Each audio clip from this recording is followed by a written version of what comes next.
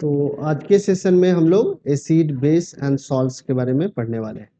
ठीक है, तो आज का जो सेशन है, इस सेशंस में हम लोग क्या करेंगे, एनसीईआरटी बुक को अच्छे तरीके से समझेंगे और इसके बाद प्रेजेंटेशंस को भी समझेंगे। तो पहले हम लोग एनसीईआरटी में जितने भी फैक्ट्स और इंफॉर्मेशंस हैं उसको आज हम लोग समझने का ट्राई करेंगे। तो जितने बच्चों के पास एनसीईआरटी बुक है वो ओपन कर लो और जो जिनके पास नहीं है वो यहाँ पे देखिए। ठीक है, सो you have learned in the previous classes that the sour and the bitter taste of the food are due to the acids and bases respectively। आपने देखा होगा कि हमारे सराउंडिंग में या कह सकते हैं जो हमारी खानी पीने वाली चीज़ें हैं उनमें दो तरीके का टेस्ट मेजोरिटी में आपको पाया जाएगा। एक होगा कि खट्टा होगा खाने में और दूसरा क्या है, कड़वा टेस्ट का कोई भी चीज़ें हो सकती है। सो बेसिकली अगर खाने में कोई भी ऐसा है पदार्थ है जो कि खट्टा है तो वो क्या होगा, उसके अंदर में जरूर एसिड्स होगा और अगर कोई कड़वा है तो उसके अंदर में क्या होगा, बेसिस होंगे। ठीक है, ये दो अलग अलग टाइप के कंपाउंड्स होते हैं और एसिड्स का जो टेस्ट होता है वो खट्टा होता है। तो अगर कोई भी खाने वाला पदार्थ खट्टा है तो इसका मतलब है कि उसमें एसिड्स की क्या होगी, अवेलेबिलिटी होगी, उपस्थिति होगी। ठीक है, और कोई भी खाने वाला पदार्थ अगर सब्सटेंस आपका कड़वा है तो इसका मतलब है कि उसमें बेसेस हो सकते हैं और बेस को हिंदी में क्षार कहते हैं। देखो, एक स्टूडेंट हमारे बीच में हिंदी मीडियम की है तो थोड़ा सा हम लोग हिंदी में भी टर्म्स को यूज किया करेंगे। तो देखो यहाँ पे जो एसिड्स है, एसिड्स के लिए हम लोग अम्ल का यूज करते हैं और बेसिस के लिए हम लोग क्षार का यूज करते हैं। ठीक है, हिंदी। सो present in them in someone in the family is suffering from a problem of acidity after overeating, which of the following would you suggest as the remedy? Lemon juice, vinegar, baking soda solution। so अगर किसी को अगर ज़्यादा खाने से अगर ये problem हो गई कि एसिडिटी हो गई है तो रेमेडी में आप क्या लेंगे? आप लेमन जूस लेंगे, विनेगर लेंगे या बेकिंग सोडा लेंगे? तो आप ये जानते हैं कि हमारा लेमन जूस में भी क्या है, एसिड है। लेमन जूस खट्टा होता है तो ये भी एसिडिक ही सब्सटेंस है। तो एसिडिटी ऑलरेडी है और लेमन जूस ऊपर से अगर पी लो तो एसिडिटी बढ़ेगी या घटेगी? एसिडिटी और ज़्यादा क्या होगी, बढ़ जाएगी। इसी तरीके से विनेगर भी क्या हमारा खट्टा ही होता है तो विनेगर भी लोगे तो एसिडिटी क्या होगी, बढ़ जाएगी। बट बेकिंग सोडा क्या है, हमारा एक बेसिक सब्सटेंस है।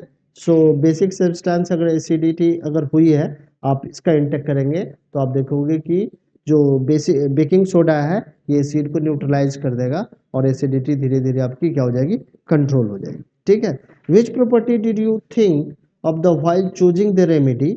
आप जैसे मैंने आपको सजेस्ट किया कि कौन सा सब्सटेंस यहाँ पे रेमेडी होगा तो कौन सी प्रॉपर्टी देखी, तो हमने ये देखा कि इनमें से कौन सा बेस है और कौन सा एसिड है। एसिड हमेशा एसिडिटी को बढ़ाएगा और बेस उसको क्या करेगा, मिनिमाइज करेगा। So surely you must have used your knowledge about the ability of acids and bases to nullify the each other effects. अब हमने इनिशियल क्लास में ये पढ़ रखा है कि एसिड और बेस एक दूसरे के इफेक्ट को क्या कर देते हैं, नलिफाई कर देते हैं। नलिफाई का मतलब होता है कैंसिल कर देना। ठीक है ना। सो अगर किसी को एसिडिटी हुई है तो एसिडिक सब्सटेंस उसके एसिडिटी को क्या करेगा, बढ़ाएगा, ना कि कम करेगा। तो उसको कैसे सब्सटेंस लेने चाहिए, बेसिक सब्सटेंस लेने चाहिए। और यहाँ पे बेकिंग सोडा क्या है, हमारा बेसिक है। Recall how we tested sour and the bitter substances without testing them। अब जो हमारा स्टार और बिटर सब्सटेंस है बिना टेस्ट किए हुए इसको किस तरीके से हम लोग आइडेंटिफाई कर सकते हैं? तो you already know that the acid are sour in taste and change the colour of the blue litmus to red. So इसके बारे में हम लोग ने अर्लियर क्लासेस में पढ़ा है कि जो एसिड है वो ब्लू लिटमस को क्या कर देता है, रेड कलर में चेंज कर देता है। Whereas base are the bitter and change the colour of the red litmus to blue. So litmus paper के या लिटमस सॉल्यूशन से आप ये टेस्ट करके बता सकते हो कि जो भी सब्सटेंस गिवन है वो एसिडिक है या खट्टा है या बेसिक है या बीटर है। ठीक है ना, बेसिक बीटर के बारे में अंदाजा बता सकते हो कि अगर बेसिक कोई सब्सटेंस है तो वो बीटर होगा, कोई एसिडिक है तो क्या होगा, सार होगा, खट्टा होगा। ठीक है ना, तो इसको बिना टेस्ट किए आप लिटमस सॉल्यूशन के हेल्प से बता सकते हो। ठीक है, litmus is a neutral indicator, natural indicator turmeric is another such indicator. So यहाँ पे लिटमस क्या एक इंडिकेटर है, और ये इंडिकेटर क्या कर रहा है बेसिकली, ये इंडिकेट कर रहा है कि जो गिवन सब्सटेंस है वो एसिडिक है या बेसिक है, और ये एक नेचुरल इंडिकेटर है, नेचर में पाए जाने वाला ये मटेरियल है या कह सकते हैं सब्सटेंस है। ठीक है, टर्मेरिक भी एक ऐसा ही नेचुरल इंडिकेटर है। Have you notice that a stain of curry on a white cloth becomes reddish brown when the soap when soap which is basic in nature is scrubbed on it। क्या आपने देखा है कि अगर आपके white colour के shirt पे कोई करी, जैसे ऐसी सब्जी खाई है जिसमें करी हो और वो आपके व्हाइट शर्ट पे गिर जाए तो वहां पे क्या येलो क्या होगा, धब्बा लग जाएगा। बट उसको जब आप साफ करोगे ना साबुन से, सोप से, तो देखोगे कि वो रेडिश ब्राउन हो जाता है, क्योंकि टर्मरिक का ये नेचर है कि बेस के प्रेजेंस में उसका कलर क्या हो जाता है, रेडिश ब्राउन होगा।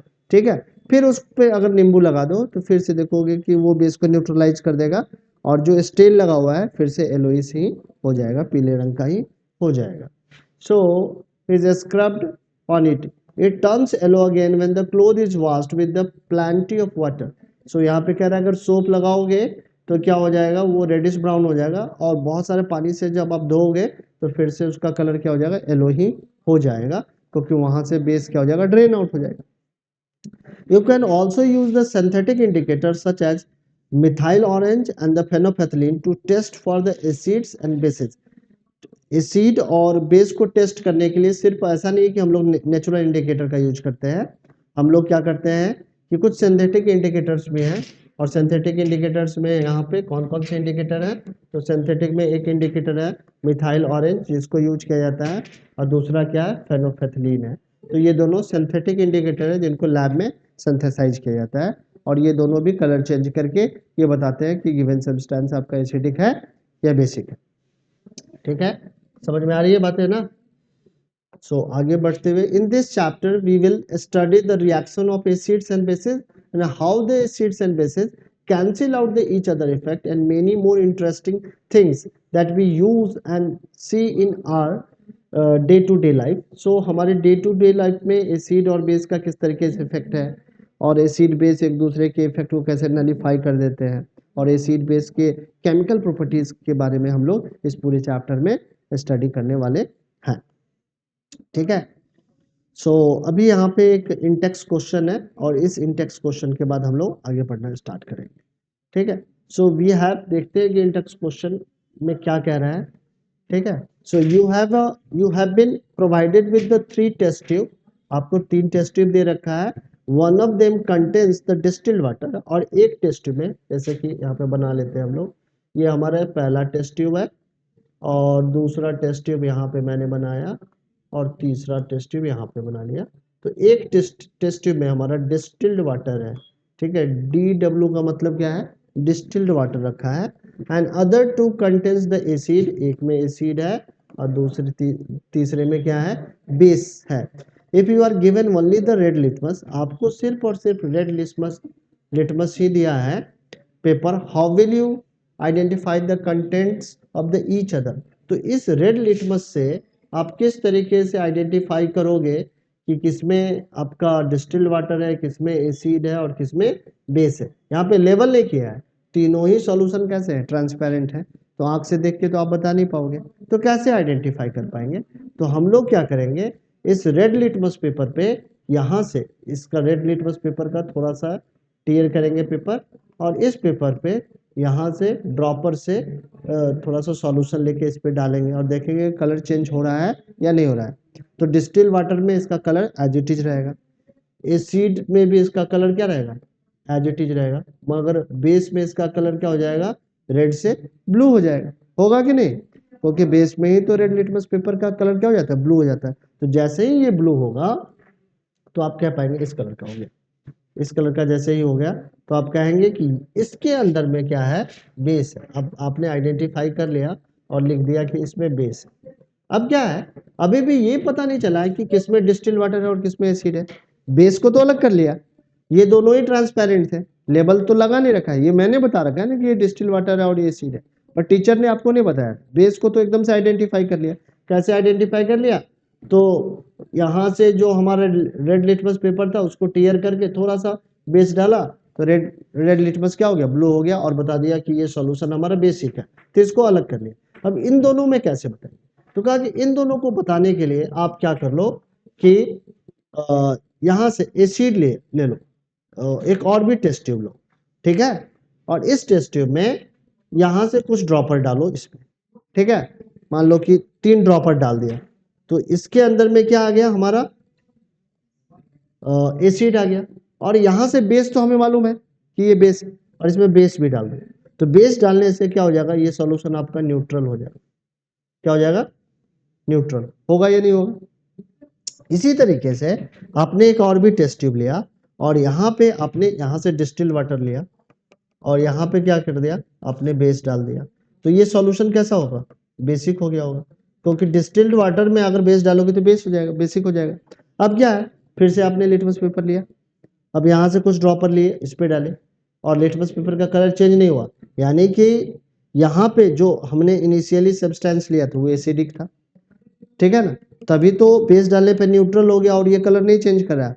और डिस्टिल वाटर में जब हम लोग बेस डालेंगे तो डिस्टिल वाटर क्या हो गया, बेसिक हो गया, ये इसके कलर को क्या कर देगा, चेंज कर देगा। तो इस तरीके से पता जाएगा ये आपका एसिडिक है और ये क्या है, डिस्टिल वाटर है।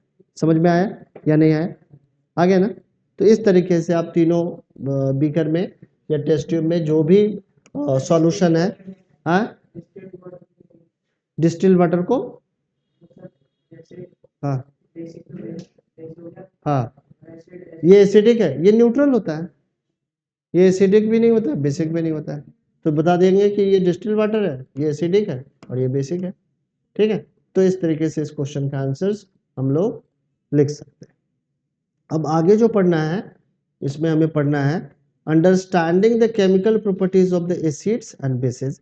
अब एसिड्स एंड बेसिस की केमिकल प्रॉपर्टीज के बारे में हम लोगों को डिटेल में पढ़ना है।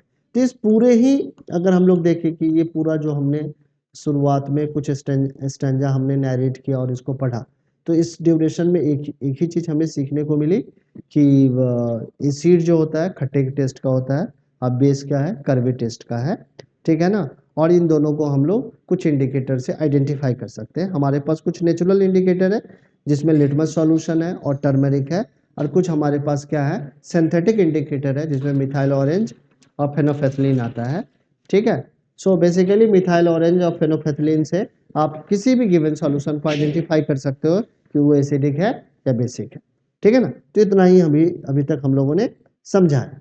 अब हम लोग क्या समझने वाले हैं, तो एसिड्स और बेसिस के केमिकल प्रॉपर्टीज के बारे में डिटेल में डिस्कशंस करने वाले हैं।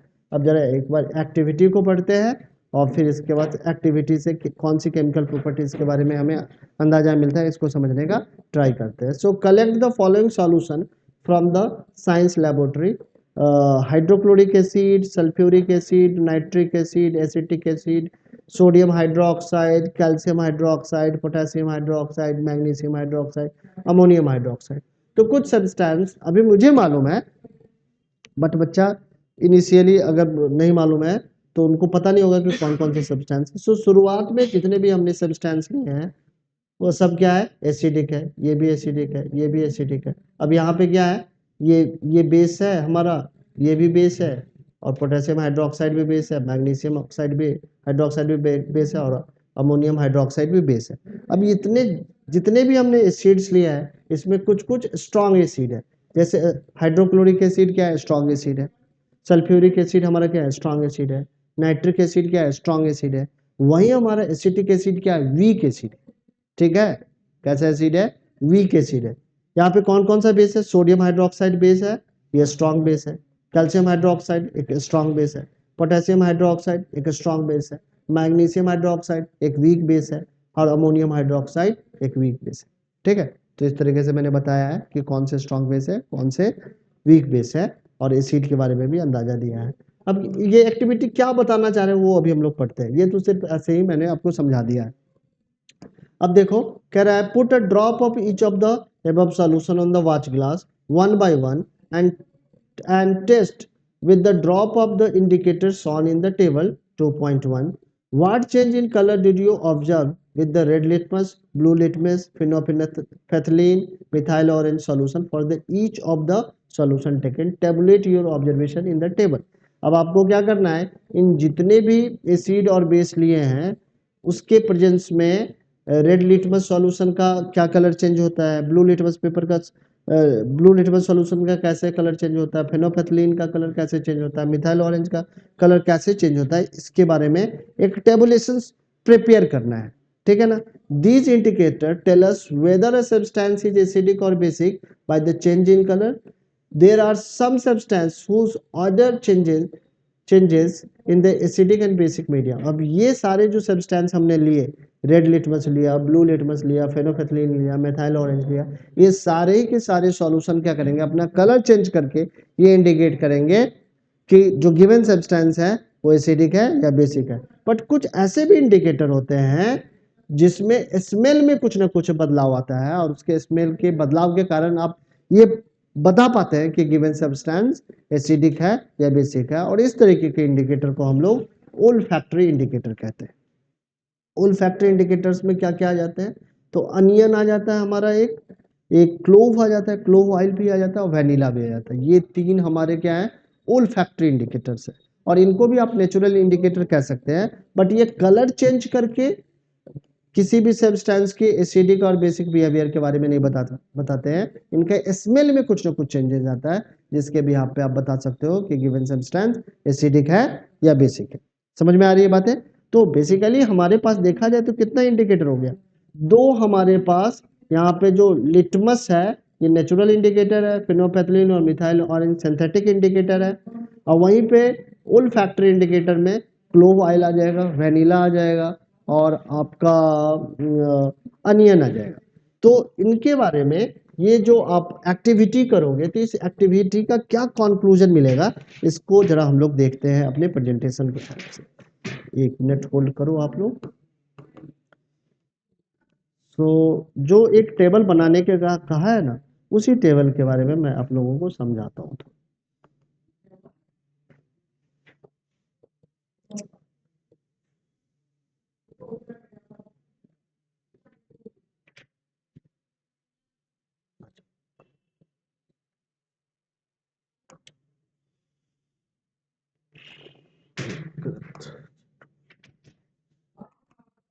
अच्छा, सो यहाँ पे हम लोग स्लाइड्स में जब आगे जाएंगे तो एक टेबल है हमारे पास, और उस टेबल में हमें बेसिकली रिजल्ट हमने वहाँ पे टेबुलेट कर रखा है। वो जरा मैं टेबल ओपन करता हूँ आप लोग के फ्रंट। तो वो टेबल हमारा यहाँ है। हाँ जी, तो इस तरीके का आपको रिजल्ट मिलने वाला है अगर वो एक्टिविटी करो। तो सबसे पहले हमने एक इंडिकेटर लिया, लेड लिटमस लिया, और रेड लिटमस का ओरिजिनल कलर क्या है, रेड है। एसिड के प्रेजेंस में रेड लिटमस कलर का, लेड लिटमस सॉल्यूशन का कोई भी कलर चेंज नहीं होगा, बट बेस में ये क्या हो जाएगा, ब्लू हो जाएगा। अगर आपने ब्लू लिटमस लिया है तो इसका ओरिजिनल कलर ब्लू होगा और ये एसिड में रेड हो जाएगा, बट बेस में इसके कलर में कोई भी चेंजेस नहीं आएंगे। ठीक है, वो टेबल भरना है।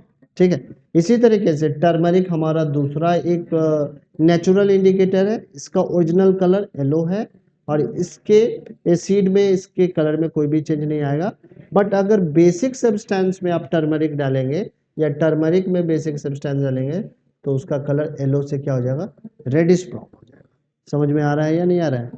रेड कैबिज जूस भी एक नेचुरल इंडिकेटर है जिसका ओरिजिनल कलर पर्पल होता है, एसिड के प्रेजेंस में इसका कलर रेडिश हो जाता है और बेस के प्रेजेंस में इसका कलर ग्रीनिश येलो हो जाता है, जिसके बारे में यहाँ पे लिखा हुआ है।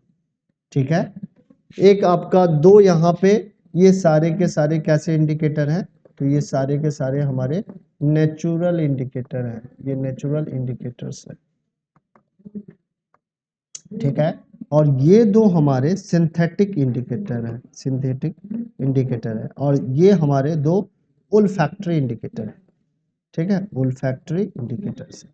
तो आप देखेंगे कि फेनोफेथलीन का ओरिजिनल कलर क्या होता है, कलरलेस होता है, इसका कोई भी कलर नहीं होता है।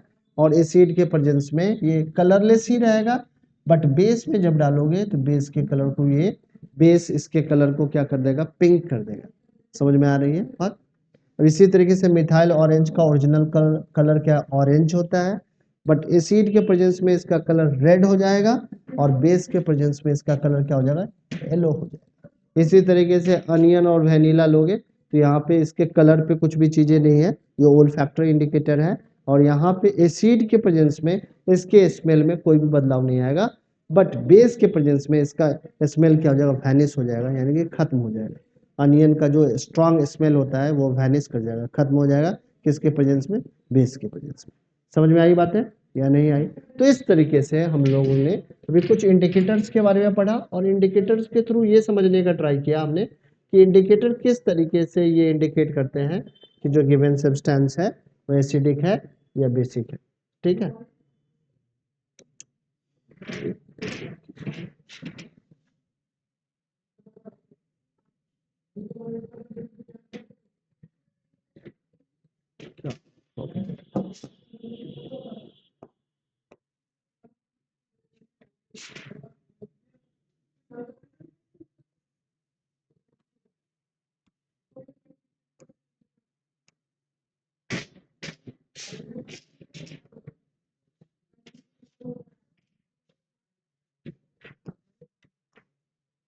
ठीक है। अब हम लोग आगे बढ़ते हैं। दूसरी जो एक्टिविटी है, इस एक्टिविटी का जो कंक्लूजन है हमने पढ़ लिया है। अब यहाँ पे दूसरा जो ओल्फैक्टरी इंडिकेटर है उसके बारे में ये एक्टिविटी है। Take the some finely chopped onion in a plastic bag along with the some strip of the clean cloth, tie up the bag tightly and leave the overnight in the fridge. The cloth strips can now be used to test for the acids and the bases. तो हमने क्या किया, fine chopped onion को एक poly bag में डाला, ठीक है ना, और उसको उसमें क्या कर दिया, एक क्लोथ डाला, ठीक है, क्लोथ के स्ट्रिप को डाल के उसको पैक करके और कहाँ डाल दिया, फ्रिज में डाल दिया। अब क्या होगा कि सारा का सारा जो स्मेल होगा अनियन का उस क्लोथ में चला जाएगा, और वो क्लोथ अब इंडिकेटर के जैसा यूज कर सकते हो। एसिड में उसका स्मेल एज इट इज रहेगा, बट बेस में जैसे ही वो क्लोथ डालोगे तो क्लोथ के अंदर का जो अनियन का स्मेल है वो क्या हो जाएगा, वैनिश हो जाएगा। ठीक है ना। Take the two of this cloth strip and check their order, keep them on a clean surface and put a few drops of dilute hydrochloric solution on one strip, a few drops of the dilute sodium hydroxide solution on the other strip. So जिस strip पे आपने dilute sulfuric acid डाला है उसका smell as it is रहेगा, उसका order as it is रहेगा, वही जिस पे आपने बेस डाला है उसका स्मेल क्या हो जाएगा, खत्म हो जाएगा। rinse the both cloth with the water and again check the order, note your observation. Now take the some dilute vanilla essence and clove oil and check their order. फिर से वही एक्टिविटी रिपीट करनी है, और इसी activity से same type of result मिलेगा कि बेस में फिर से वेनिला का भी जो स्मेल होता है वो वैनिश कर जाएगा, क्लोव ऑयल का भी, लौंग के तेल का भी जो स्ट्रॉन्ग स्मेल होता है बेस के प्रेजेंस में वैनिश कर जाएगा। और इस तरीके से आपका जो वेनिला, अनियन और क्लोव है वो ये बता देगा अपने स्मेल को चेंज करके कि गिवन सब्सटेंस आपका एसिडिक है या बेसिक है। समझ में आ गई यहाँ तक बातें। अब आगे बढ़ते हैं। How do acids and basis react with metal. अब एसिड, बेस और बेस मेटल के साथ किस तरीके से रिएक्ट करता है इसके बारे में हम लोग पढ़ने वाले हैं। सो क्वेश्चंस में दिया है, this activity needs the teachers assistance, set the apparatus as shown in the figure 2.1। तो जिस तरीके से 2.1 में apparatus सेटल किया है इस तरीके से आपको apparatus को अरेंज कर लेना है। ठीक है। Take about the 5 ml of dilute sulphuric acid in the test tube and add a few pieces of the zinc granules. यहाँ पे हमने इस टेस्ट ट्यूब में हाइड्रोक्लोरिक एसिड डाला है या डाइल्यूट सल्फ्यूरिक एसिड भी डाल सकते हो, और इसमें जिंक के कुछ ग्रैनुअल्स हमने डाले हैं। ठीक है। what do you observe on the surface of the zinc granules। तो जिंक ग्रैनुअल के सरफेस पे आपको बबल्स दिखेंगे, और ये बबल्स क्या है, हाइड्रोजन गैस के बबल्स है। Why are the bubbles formed in the soap solution। तो सोप सॉल्यूशन में बबल्स क्यों फॉर्म होता है, वही कारण है, हाइड्रोजन गैस के बनने के कारण होता है। Pass the gas being evolved through the soap solutions Why a bubbles formed in the soap solutions? Take the burning candle near the gas filled bubble. Gas filled bubble. What do you observe? Repeat this activity with the some more acid like the hydrochloric acid, nitric acid, acetic acid. Are the observation in all the cases the same or the different? तो इन सारे cases में आपको एक ही observation मिलेगा. क्या observation मिलेगा? तो zinc dilute sulphuric acid के साथ रिएक्शंस करेगा. क्या रिएक्शन करेगा? तो जिंक डाइल्यूट सल्फ्यूरिक एसिड के साथ रिएक्ट करके जिंक सल्फेट बनाएगा और दूसरा क्या होगा? हाइड्रोजन गैस इवॉल्व होगा. ठीक है, तो ये हाइड्रोजन गैस इवॉल्व होके इस डिलीवरी ट्यूब से होता हुआ इस सोप सॉल्यूशन में आएगा. अब सोप सॉल्यूशन हमने क्यों रखा है कि जब हाइड्रोजन गैस यहाँ से इवॉल्व हो तो सोप के बबल्स बनेंगे. बनेंगे कि नहीं बनेंगे? अगर सोप सॉल्यूशन नहीं होता, सिंपल वाटर रख देता, तो हाइड्रोजन गैस कहाँ से निकल के जा रहा है ये पता नहीं चलता. बट सोप सॉल्यूशन से होके जब एयर जाएगा तो सोप के बबल्स बनेंगे और बबल्स जहाँ जहाँ पे होगा वहाँ पे आप जलती हुई कैंडल लाओगे तो ये जो सोप बबल्स है वो पॉपअप साउंड के साथ बर्न होगा, पॉपअप साउंड के साथ बर्स्ट होगा और सोप यहाँ पे हाइड्रोजन गैस जो है ये बर्न होता है पॉपअप साउंड के साथ और ये जो पॉपअप साउंड है ये इंडिकेट कर रहा है कि यहाँ पे हाइड्रोजन गैस इवॉल्व हो रहा है. ठीक है, तो इस तरीके से रिएक्शंस होता है. तो हम लोग इसको अगर एक जनरलाइज्ड वे में देखा जाए तो हम लोग कह सकते हैं कि मेटल्स से जब एसिड का रिएक्शंस होगा तो क्या बनेगा? सॉल्ट बनेगा. ये जो सब्सटेंस हमारा सॉल्ट है, सॉल्ट कैटेगरी का सब्सटेंस है, साथ में हाइड्रोजन गैस इवॉल्व होगा. ठीक है ना, तो ये एक जनरल वे से आप इसके कैरेक्टरिस्टिक्स को दिखा सकते हैं. ठीक है, तो आप एसिड की जगह पे कोई भी एसिड ले लो, चाहे आप नाइट्रिक एसिड ले लो, चाहे एसिटिक एसिड ले लो. ठीक है ना, आपको कॉन्सिक्वेंसेस क्या मिलेंगे? इसी तरीके के मिलेंगे. ठीक है, समझ में आया? जब भी मेटल एसिड से रिएक्शंस करेगा तो सॉल्ट बनाएगा और हाइड्रोजन गैस क्या होगा? इवॉल्व होगा. ये बातें समझ में आई या नहीं आई? ठीक है, आगे बढ़े.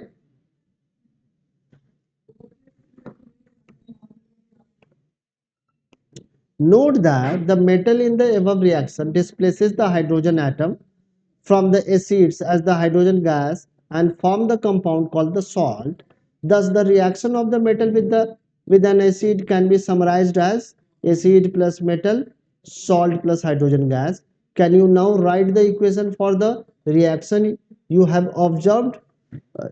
एक्टिविटी 2.4 में अब हम लोग क्या करने वाले हैं कि मेटल का रिएक्शन बेस के साथ करवाने वाले हैं और फिर से देखने वाले हैं क्या ऑब्जर्वेशंस मिलता है.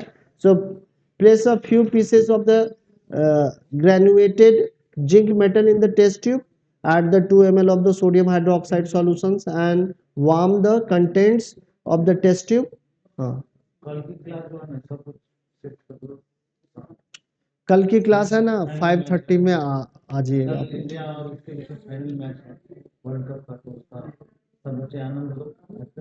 ठीक है, तो 5:30 में आप लोग आ जाना. 5:30 वाली जो क्लास है ना, ठीक है, उसमें आ जाइए. 8 बजे से मैच स्टार्ट होता है. ठीक है, सो यहाँ पे हम लोग क्या कर रहे हैं? A few pieces of the granulated zinc metal in the test tube. Add the 2 ml of sodium hydroxide solution and warm the contents of the test tube. Repeat the rest of the steps as the activity 2.3 and record your observation.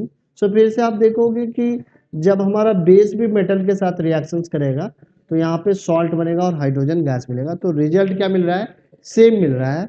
आप ऐसे लिख सकते हैं कि base plus metal gives salt and hydrogen gas.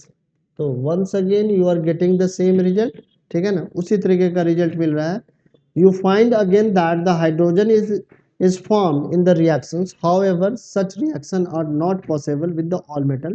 But ये सारे metal के साथ इस तरीके का रिएक्शन बेस शो नहीं करता है. कुछ मेटल के साथ बेस रिएक्शंस करेगा बट कुछ मेटल के साथ हो सकता है बेस नहीं भी रिएक्ट करे.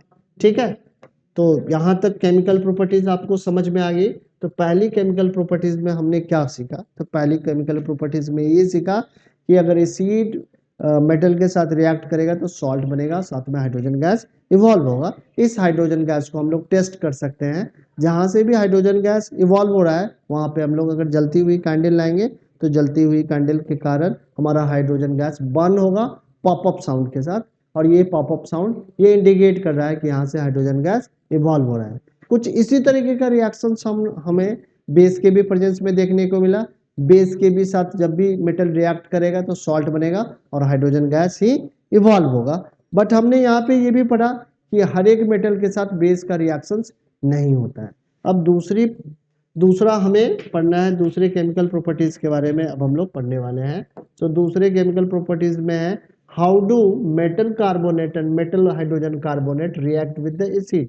तो मेटल कार्बोनेट और मेटल हाइड्रोजन कार्बोनेट एसिड के साथ कैसे रिएक्ट करते हैं इसके बारे में हम लोग पढ़ने वाले हैं। सो मेटल कार्बोनेट में आप एग्जाम्पल ले सकते हैं कैल्शियम कार्बोनेट का, आप एग्जाम्पल ले सकते हैं सोडियम कार्बोनेट का, ये सारे क्या है मेटल कार्बोनेट है। आप जिंक कार्बोनेट का भी एग्जाम्पल ले सकते हैं कि नहीं, क्योंकि यहाँ पे एक मेटल है और दूसरा क्या है कार्बोनेट आयन है। तो इस तरीके के कंपाउंड के साथ किस तरीके से एसिड रिएक्ट करता है इसके बारे में अभी हम लोग पढ़ेंगे। एक दूसरा भी कंपाउंड है, यह है मेटल हाइड्रोजन कार्बोनेट। तो मेटल हाइड्रोजन कार्बोनेट में आप सोडियम हाइड्रोजन कार्बोनेट ले सकते हैं, कैल्शियम हाइड्रोजन कार्बोनेट ले सकते हैं, ठीक है, पोटेशियम हाइड्रोजन कार्बोनेट ले सकते हैं। तो इस तरीके के कंपाउंड के साथ हमारा एसिड किस तरीके का बिहेवियर शो करेगा, किस तरीके का रिएक्शंस करेगा, इसके बारे में अभी हम लोग पढ़ने वाले हैं। ठीक है, यहाँ पे हम लोग देखेंगे कि जो हमारा मेटल कार्बोनेट है और मेटल हाइड्रोजन कार्बोनेट है इसका रिएक्शन बेस के साथ नहीं होता है, क्योंकि मेटल कार्बोनेट और मेटल हाइड्रोजन कार्बोनेट की जो प्रॉपर्टी होती है वो प्रॉपर्टी भी इसकी बेसिक ही होती है। तो कभी भी बेस के साथ रिएक्शंस नहीं करता है। तो यहाँ पे हम लोग देखेंगे कि बेस का रिएक्शंस यहाँ पे नहीं बता रखा होगा। तो कोई पूछे कि बेस क्या मेटल कार्बोनेट के साथ रिएक्शंस करेगा तो आप लिखोगे no, since metal carbonate is also a base and base does not react with the base, that's why here we are not going to study about the reaction in between the base and the metal carbonate और metal hydrogen carbonate. ठीक है, समझ में आया या नहीं आ रहा है? आ रहा है ना? सो यहाँ पे फिर से एक एक्टिविटी है, इस एक्टिविटी के थ्रू हम लोग ये समझने का ट्राई करने वाले हैं कि किस तरीके से एसिड हमारे मेटल कार्बोनेट के साथ रिएक्शंस करता है। सो बेसिकली हमें इस तरीके का अरेंजमेंट प्रिपेयर कर लेना है और यहाँ पे हमने क्या है take about the 0.5 gram of sodium carbonate in the test tube A and about 0.5 gram of the sodium hydrogen carbonate in test tube B. Add about the 2 ml of dilute hydrochloric acid to the both the test tube. What do you observe? Pass the gas produced in each case through the lime water as shown in the figure 2.2 and record your observations. So आप देखेंगे कि एक test tube जिसमें metal carbonate है hydrochloric acid उसके साथ reaction करके salt बनाएगा, साथ में वाटर और कार्बन डाइऑक्साइड गैस भी बनेगा।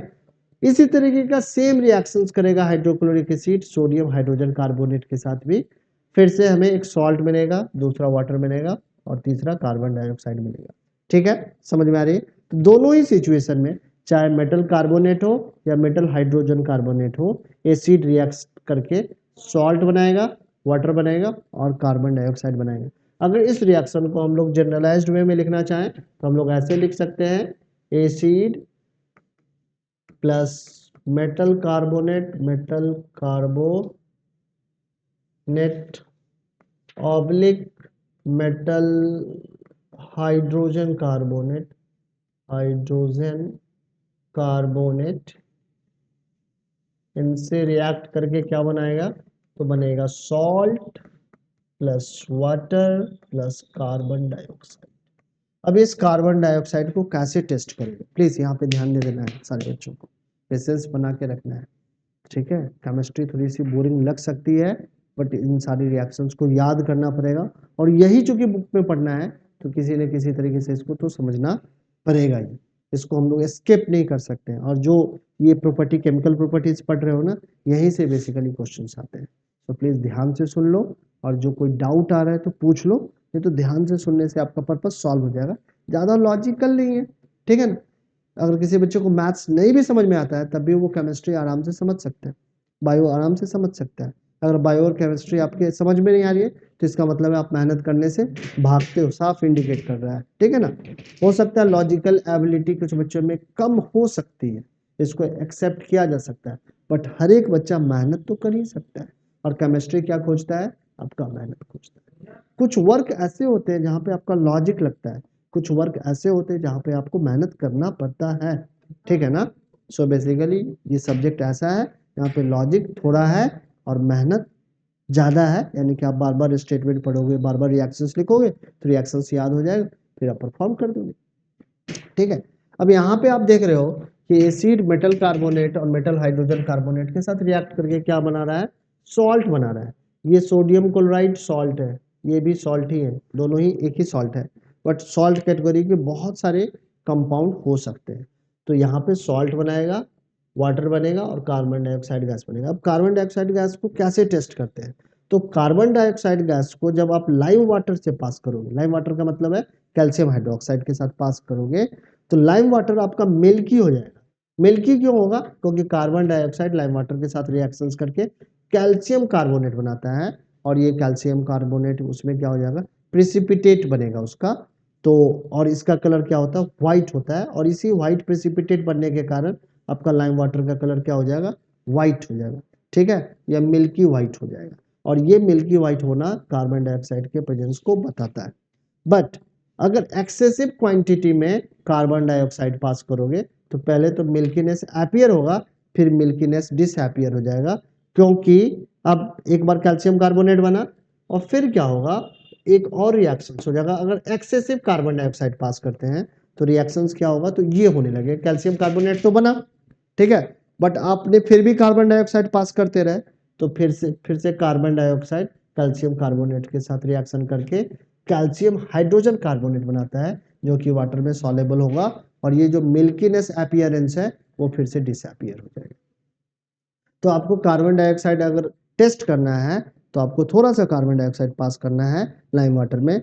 लाइम वाटर में जैसे मिल्कीनेस अपीयर हो आप स्टॉप कर दो गैस को पास करना, और जैसे ही मिल्कीनेस आए तो आप कह दो कि जो गैस पास कर रहे थे आप लाइम वाटर से, वो गैस कौन सा गैस है, कार्बन डाइऑक्साइड है। बट एक्सेसिव क्वांटिटी में मान लो कि तुम दोस्त से बात भी कर रहे हो और इधर लाइम वाटर में कार्बन डाइऑक्साइड पास कर रहे हो, अब मिल्कीनेस आया भी तब भी आपने कार्बन डाइऑक्साइड गैस पास करना बंद नहीं किया तो मिल्कीनेस क्या हो जाएगा, डिसअपीयर हो जाएगा, तो आपका ऑब्जर्वेशन क्या हो जाएगा, रॉन्ग हो जाएगा। टीचर बोलेगा दिखाओ मिल्कीनेस कहाँ है, तो हाँ है ही नहीं। क्यों नहीं है, क्योंकि आपने एक्सेसिव कार्बन डाइऑक्साइड पास कर दिया। अब कितना भी कार्बन डाइऑक्साइड पास करोगे मिल्कीनेस नहीं आएगा, ठीक है ना। सो कार्बन डाइऑक्साइड के प्रेजेंस को दिखाने के लिए आपको लिमिटेड क्वांटिटी में कार्बन डाइऑक्साइड को लाइम वाटर में पास करना है। जैसे मिल्कीनेस अपीयर हो जाए आप सर को दिखा दो कि सर देखो मिल्कीनेस आ गया, और that milkiness indicates that the carbon dioxide is present, ठीक है ना, कार्बन डाइऑक्साइड हमारा प्रेजेंट है, यहाँ पे अवेलेबल है यहाँ पे, ठीक है। सो limestone, chalk, marble are different from the calcium carbonate. All the metal carbonate and hydrogen carbonate react with the acid to give a corresponding salt, carbon dioxide and water. Thus the reactions can be summarized as metal carbonate oblique metal hydrogen carbonate plus acid gives salt, carbon dioxide and water. इस तरीके से हम लोग उस पूरे reaction को generalised कर सकते हैं। तो अभी तक हमने केमिकल प्रॉपर्टीज में दो रिएक्शंस पढ़े हैं। एक रिएक्शन हमने क्या पढ़ा है, reaction of acid with the metal. तो रिएक्शंस जब मेटल हमारा एसिड के साथ रिएक्शंस करता है तो क्या बनता है, सॉल्ट और हाइड्रोजन गैस बनता है।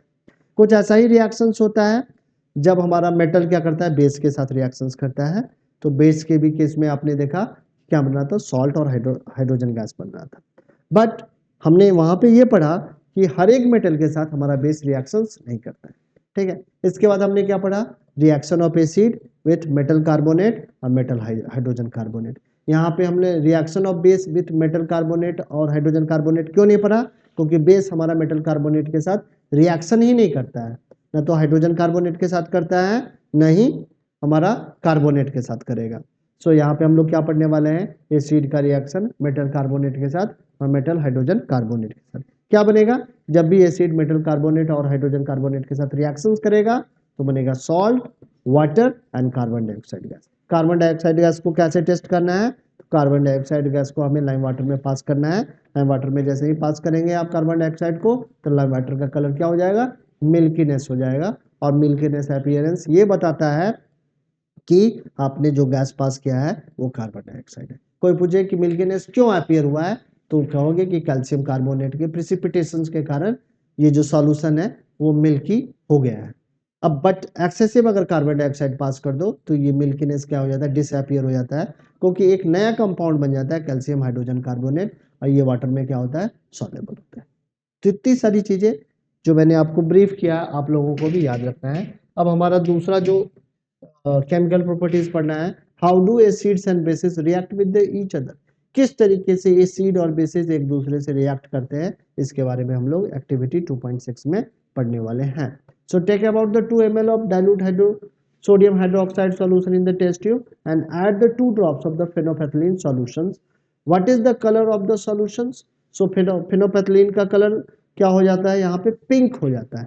phenolphthalein क्या हो जाता है, बेस के प्रेजेंस में पिंक हो जाता है। आपने देखा होगा, हमने जो अभी ऑब्जर्वेशन एक दिखाया था ना आप लोगों को, देखते हैं यहाँ पे ऑब्जर्वेशन देखते हैं फिर से। तो फेनोपैथिलीन का जो, फेनोपैथिलीन क्या है, कलरलेस सॉल्यूशन है, बट बेस में इसका कलर क्या हो रहा था, पिंक हो रहा था। अभी फिर से हम लोग ओपन कर लेते हैं उस वाली स्लाइड को।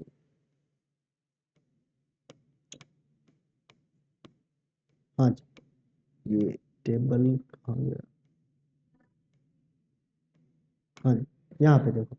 तो हमारा जो फेनोपैथिलीन का कलर है, इनिशियली हमारा फेनोपैथिलीन क्या है, तो इनिशियली फेनोपैथिलीन हमारा कलरलेस है, बट बेस में इसका कलर क्या हो जा रहा है, पिंक हो जाएगा। तो यहाँ पे जैसे ही हमने यहाँ पे क्या पढ़ा, यहाँ पे हमने क्या कह रहा है, 2 ml of dilute sodium hydroxide एक टेस्ट ट्यूब में लिया, एक टेस्ट ट्यूब हमने लिया और टेस्ट ट्यूब में हमने सोडियम हाइड्रोक्साइड डाला। ठीक है, ये मान लो सोडियम हाइड्रोक्साइड है। ठीक है, अब सोडियम हाइड्रोक्साइड में आपने क्या डाल दिया, फेनोपैथिलीन ऐड किया। फेनोपैथिलीन के ऐड करने के कारण कारण ये सॉल्यूशन कैसा हो जाएगा, तो ये सॉल्यूशन पिंक कलर का हो जाएगा। यहाँ पे पिंक कलर का हमारे पास कोई कलर नहीं है, ये समझ लो कि पिंक, पिंक बनाने के लिए क्या करना है, ये मान लो पिंक वाला है, ग्रीन है, लेकिन ग्रीन के लिए हम लोग पिंक के लिए ग्रीन यूज कर रहे हैं, क्योंकि पिंक कलर है नहीं हमारे पास यहाँ पे पेन में। ठीक है, तो ये पिंक हो जाता है, या इसको इस कलर को लेते ही नहीं है ना, तो कंफ्यूजन कहीं हो जाएगा तुम लोगों का, कोई ठीक नहीं है, कहाँ पे क्या बोल दो कि सर ने तो बताया था ग्रीन हो जाएगा। तो ये याद रखना कि सोडियम हाइड्रोक्साइड के सॉल्यूशन में जब आप फेनोपैथिलीन डालेंगे तो सॉल्यूशन क्या हो जाएगा, पिंक हो जाएगा। ये इसी में दिख जाता है, अभी दिखाते हैं क्या होता है। यहाँ पे, यहाँ, अरे ये यहाँ पे ये एक्टिविटी हमने यहाँ पे कर रखा है, ये एक्टिविटी कहाँ गई, टीचर का भी काम इतना आसान नहीं होता है। ठीक है, हमें भी पढ़ना पड़ता है बहुत सारा, क्योंकि बहुत सारी चीजें, अब इमेज है कहीं से तो लिया होगा, लेंगे कैसे, जब पढ़ेंगे तभी ना पता चलेगा, हाँ ये काम का इमेज है, इसको क्रॉप करके रख लेना चाहिए। तो हमें भी पढ़ना पड़ेगा। तो यहाँ पे हमने सोडियम हाइड्रोक्साइड लिया, और सोडियम हाइड्रोक्साइड में जैसे ही आपने फिनोपैथिलीन डाला, तो फिनोपैथिलीन के डालने के कारण इसका कलर क्या हो रहा है, देख लो पिंक हो जा रहा है। ठीक है, पिंक कलर है। अब इस यहाँ पे क्या डाला था हमने, पहले सॉल्यूशन किसका लिया था, सोडियम हाइड्रोक्साइड का, और सोडियम हाइड्रोक्साइड में जैसे ही हमने फिनोपैथिलीन डाला तो पिंक हो गया। अब इसमें क्या करो, पिंक इसमें एसिड डालना है, स्टार्ट करो, HCl के ड्रॉप्स डालना स्टार्ट करो, धीरे धीरे डालोगे तो ये पिंक कलर, जैसे ये डार्क है ना, पहले ये हो जाएगा लाइट पिंक, फिर ये हो जाएगा कलरलेस, यानी कि अब जो सॉल्यूशन है आपका न्यूट्रल हो गया। अब बेसिक तो है नहीं, अगर बेसिक होता तो ये पिंक कलर होता। तो इस तरीके से हम लोग कह सकते हैं कि एसिड जब भी बेस के साथ रिएक्शंस करेगा तो एसिड बेस को क्या कर देगा, न्यूट्रलाइज कर देगा। ठीक है, समझ में आई बातें। उसी फैक्ट को बता रहा है, what is the colour of the solution at the dilute hydrochloric acid to the above solution drop by drop, is there any colour change for the reaction mixture. तो यस, तो कलर धीरे धीरे क्या होगा, चेंज होगा। जो हमारा pink colour है धीरे धीरे लाइट पिंक होगा और फिर कलरलेस हो जाएगा। Why did the colour of the phenolphthalein change after addition of acid, due to the neutralisation reaction, due to the neutralisation reactions. ठीक है, now add the few drops of sodium hydroxide to the above mixture, फिर से sodium hydroxide डालोगे, फिर से pink colour आ जाएगा। Does the pink color of the phenolphthalein reappear? तो yes. Why do you think this has happened? ऐसा क्यों हो रहा है? क्योंकि फिर से बेस डाला, पहले तो हमने बेस लिया, बेस में फिनोफेथलीन डाला, पिंक हो गया, फिर एसिड डाला धीरे धीरे, तो फिर पिंक धीरे धीरे लाइट पिंक हुआ, फिर से कलरलेस सॉल्यूशन हो गया, क्योंकि अब जो सॉल्यूशन है वो न्यूट्रल है। फिर से उसमें तो अपने बेस डाला, फिर से पिंक कलर आ गया। तो क्या है यहाँ पे हमें ये समझ में आ रहा है कि एसिड बेस के इफेक्ट को क्या कर देता है, नलीफाई कर देता है, कैंसिल कर देता है। So in the above activity we have observe that the effect of the base nullified, nullified का मतलब है कैंसिल कर देना, nullified by the acid and the vice versa. The reaction taking place is written as sodium hydroxide plus hydrochloric acid gives sodium chloride and water. The reactions between an acid and base to give a salt and water is known as neutralization reactions. Since here the base is cancelling the effect of acid and vice versa, that's why this reaction is called neutralization. Neutralization का मतलब होता है cancellation of effect, ठीक है ना? Since base is cancelling the effect of acid and acid is cancelling the effect of base, that's why the reaction between the acid and bases are known as neutralization reactions. So in general, neutralization reaction can be written as base plus acid gives salt and water. तो acid और base के बीच में जब भी reactions होगा तो क्या बनेगा, सॉल्ट बनेगा और वाटर बनेगा। चीजें समझ में आ रही है या नहीं आ रही है? आ रहा है ना? मेहनत करना पड़ेगा थोड़ा थोड़ा, ठीक है? थोड़ा थोड़ा अगर डेली मेहनत किया जाए पॉजिटिव रह के, ठीक है ना? आप खेलो, आप कूदो, आप दोस्ती करो, आपको जो करना है करो, आप मूवी जाओ, ठीक है ना? हर एक वो एक्टिविटी करो जो हर एक स्टूडेंट्स को, हर एक बच्चों को करना चाहिए। आपको आपको अपने टीचर के जैसा नहीं बनना है अभी, आपको अपने पेरेंट्स के जैसा भी अभी नहीं बनना है। आपको कैसे बनना है? तो एक 14-15 ईयर के जैसे बच्चे होते हैं वो सारी चीज़ें आप कर सकते हैं, ठीक है ना?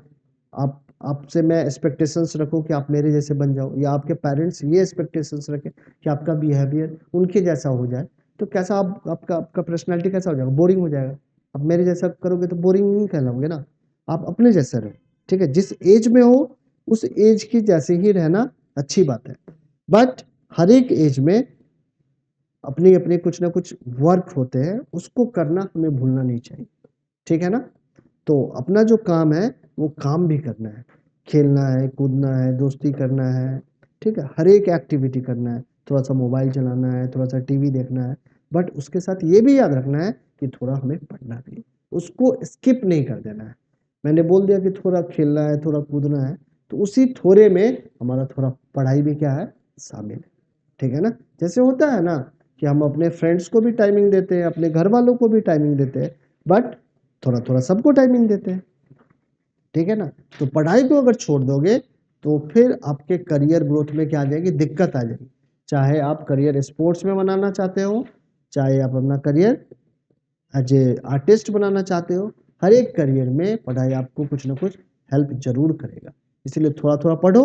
और ये जो आपकी पढ़ाई है अभी तो बहुत एलिमेंट्री लेवल पे है, बहुत बेसिक लेवल पे है ना। 10वीं की पढ़ाई कोई बहुत बड़ी पढ़ाई कहलाती है क्या? नहीं कहलाती है। आप जब पोस्ट ग्रेजुएशन करेंगे, जब आप पीएचडी करेंगे, तो ये बड़ी पढ़ाई कहलाती है। इस समय आपको कोई पुश नहीं करता कि आपको पढ़ना ही है, अभी पुश करेगा कि 10वीं आपको पास करना ही है, मगर पीएचडी करने के लिए कोई पुश नहीं करता है। पीएचडी खुद आदमी एहसास होता है कि हमें पीएचडी करना चाहिए या नहीं करना चाहिए, हमें मास्टर डिग्री लेनी चाहिए या नहीं लेनी चाहिए, ये आप डिसाइड करते हैं। आपके पेरेंट्स वहां पे नहीं डिसाइड करेंगे, क्योंकि वो आपका विश है, आपके लिए कंपलसरी नहीं है। इसी तरीके से 10वीं क्लास आपको पास करना क्या है, कंपलसरी है। आपको ठीक से पढ़ना है, आपको ऐसे पढ़ना है कि ईमानदारी के साथ बिना चीटिंग किए हुए 33% मार्क्स आ जाना चाहिए। बिना चीटिंग किया हुआ 33%, मेहनत से अर्न किया हुआ 33% बहुत ज़्यादा होता है, लाइफ में आगे बढ़ने के लिए बहुत पर्याप्त है, ठीक है? इसलिए ईमानदारी से ऑनेस्टली एक आध घंटे निकाल के, आपको 1 घंटा पढ़ने में नहीं मन लग रहा है, अब 15 मिनट पढ़ो, कोई दिक्कत नहीं। 15 मिनट दिक्कत है, 10 मिनट पढ़ो, बट पढ़ो। और पढ़ के उस ड्यूरेशन में ये इवेलुएट करो कि आपने कुछ सीखा या नहीं सीखा। आप 4 घंटे पढ़ते हो, कुछ नहीं सीखते हो, तो ये गलत है। उससे अच्छा आप 1 घंटा पढ़ लो। 1 घंटे में नहीं इंटरेस्ट आ रहा है, आप 15 मिनट पढ़ लो, ठीक है ना? बट 15 मिनट जो पढ़ा है तो उसका कुछ ना कुछ तो लर्निंग होगा ना। सोच के देखो क्या लर्न किया। अगर लर्न किया तो पढ़ाई क्या है, वर्थफुल है। अगर 15 मिनट आप बैठे पन्ना खोले और कुछ नहीं सीख पाए तो वो 15 मिनट आपने क्या कर दिया, बर्बाद कर दिया। जैसे आज के पूरे ड्यूरेशन में देखा जाए, जो हमारी 40-45 मिनट की क्लास हुई है, अगर कोई पूछ दे घर पे जाके कि आज कौन सा चैप्टर पढ़े, तो आपको बता देना चाहिए कि पापा आज मैंने एसिड बेसिस एंड सॉल्ट्स के बारे में पढ़ा है। किस क्या पढ़ा, तो ये भी बता देना कि एसिड्स पापा टेस्ट में सॉर होता है और हमारा जो बेस है वो टेस्ट में बीटर होता है, ये सब ने बताया है। ठीक है, कुछ ऐसे इंडिकेटर्स हैं पापा हमारे सराउंडिंग में जिसके हेल्प से हम लोग ये बता सकते हैं कि जो गिवन सब्सटेंस है वो एसिडिक है या बेसिक है। वैसे सब्सटेंस को पापा हम लोग इंडिकेटर कहते हैं, और ये इंडिकेटर सर ने ये बताया है कि नेचुरल भी हो सकते हैं और सिंथेटिक भी हो सकते हैं। और एक और भी इंडिकेटर बताया है, ओल्फैक्टरी इंडिकेटर। ओल्फैक्टरी इंडिकेटर में सर पापा स्मेल चेंज होता है, और स्मेल चेंज होने के भी यहाँ पे हम लोग ये बता पाते हैं कि जो गिवन सब्सटेंस है वो एसिडिक है या बेसिक। तो ये जब बताओगे ना जाके पापा को या किसी बड़े को कि ये मैं पढ़ के आया, तो उनका कॉन्फिडेंस नेचुरली आपके ऊपर में बढ़ेगा। नहीं बढ़ेगा, आपको कहना नहीं पड़ेगा कि पापा आप मेरे पे विश्वास करो। किसी के कहने से किसी पे विश्वास होता है क्या? नहीं। ये नेचुरल है कि विश्वास होगा या नहीं होगा। जब आपकी डीड्स देखेंगे ना कोई भी कि आप क्या कर रहे हो, उससे आप पे विश्वास आता है। जब इस तरीके से रिप्लाई करोगे तो पापा को ये विश्वास होगा कि ये ट्यूशन में जाके ध्यान से पढ़ता है। अच्छा, वर्थफुल है हमारा। हमारा अगर कोई सर को आप जो भी पैसा दे रहे हैं वो पैसा हमारा इन वेन नहीं जा रहा है, बर्बाद नहीं जा रहा है। ये बच्चा हमारा ये क्या कर रहा है, यूटिलाइज कर रहा है। तो आराम आराम से मैं जो भी आपको बताने का ट्राई करता हूँ, ऐसा नहीं कि बहुत सारा कॉम्प्लेक्स वर्ड्स का यूज करता हूँ।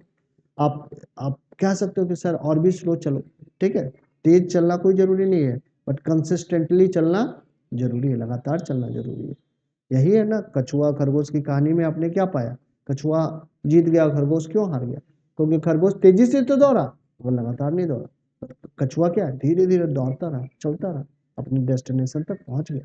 इसी तरीके से हम लोग भी लाइफ में स्लोली चले, बट समझ समझ के आगे बढ़ते रहे, धीरे चले बट रोज चले थोड़ा थोड़ा, तो हम लोग अच्छे स्टूडेंट्स भी बन जाएंगे, अच्छा रिजल्ट भी हो जाएगा, और जो चाहेंगे लाइफ में वो पा भी लेंगे। तो ये ज़्यादा मुश्किल नहीं है, बट करना पड़ेगा थोड़ा थोड़ा। हमें रोज एक प्रयास लगाना है कि हम अच्छे स्टूडेंट बने और एक अच्छे ह्यूमन बीइंग बने। ठीक है, थोड़ा प्रयास, छोटा प्रयास तो लगाना ही लगाना है। ठीक, तो आज का सेशन हम लोग यहीं पे एंड करते हैं। फिर से अगले सेशन में मिलते हैं, और अगले सेशन में हम लोग एसिड बेस सॉल्ट्स के बारे में और सारी बातें करेंगे।